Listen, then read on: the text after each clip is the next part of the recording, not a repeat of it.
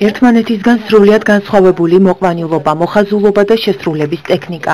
ქართულ ანბანს თითოეული მათგანი თავისებურად მიუდგა.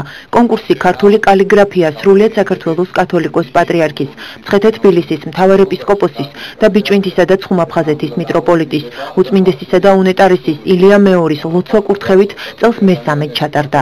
1000-ზე მეტი ნაშრომიდან სპეციალურმა ჟიურიმ საუკეთესოები შეარჩია. 2 სასკოლო ასაკობრივი კატეგორია, სტუდენტები და სხვა დაინტერესებული პირები. ამ ნომინაციებში გამარჯვებული სამეულები ცენტრის დირექტორმა გამოავლინა. კონკურსში უკვე წლებია საზღვარგარეთ მცხოვრები ქართველები და საქართველოს ეთნიკური უმცირესობების წარმომადგენლებიც მონაწილეობენ. უკვე მესამე წელია ვატარებთ ამ კონკურსს განათლებისა და მეცნიერების სამინისტროს მხარდაჭერით და თამამად შეიძლება ითქვას, რომ ეს კონკურსი ძალიან ბევრი მოსწავლისთვის, ბევრი ახალგაზრდისთვის, ქართული დამწერლობით დაინტერესებული ბევრი პიროვნებისთვის ძალიან საყვარელ კონკურსად იქცა. ძალიან ბევრი ადამიანი იღებს მასში მონაწილეობას.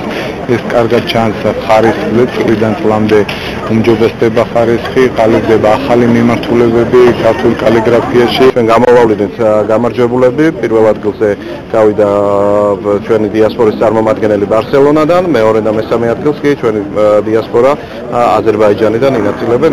ძალიან სასიხარულო, ულოცავ მათ და დარწმუნებული ვარ, რომ საომალოთაც ესეთი აქტიურობით გააგრძელებს ჩვენი უცხოეთში მცხოვრები თანამემამულეები ამ კონკურსში მონაწილეობას. პირველად მივიღეთ წელს მონაწილეობა და შესაბამისად ძალიან მოულოდნელი იყო ეს პირველი ეტაპზე გამარჯვების მოპოვება. ძალიან საინტერესო კონკურსია ეს, რაღაცნაირად ჯანსაღი კონკურენცია ქვია ამას აი ამ შემოქმედებით საქმიანობაში.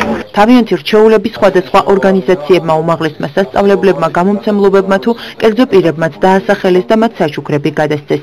თავისი ფავორიტი კონკურსანტი საპატრიარქოს ტელევიზია ერთსულოვნებამაც გამოავლინა. ძალიან საინტერესოა ის საქმე, რომელსაც ცენტრი ატარებს.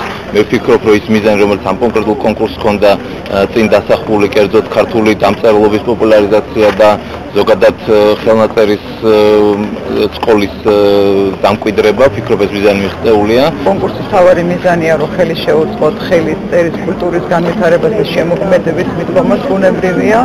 ჩვენ ყოველდღიურად ვაფართოვებთ იმ წრეს, ვინც იღებს მონაწილეობას ამ კონკურსში. პირველ წელს თუ ეს იყო მხოლოდ საჯარო სკოლის მოსწავლეები, შარშან უკვე დაემატნენ ის ახალგაზრდები, რომლებიც ქვეყნის გარეთ ცხოვრობენ და წელს მიეცათ საშუალება ასევე სტუდენტებს. კალიგრაფიის კონკურსი წელს პირველად დამწერლობის ფესტივალის ფარგლებში ჩატარდა. ამავდროულად ხელნაწერთა ეროვნული ცენტრი დაარსების 54 წლის იუბილეს აღნიშნავს.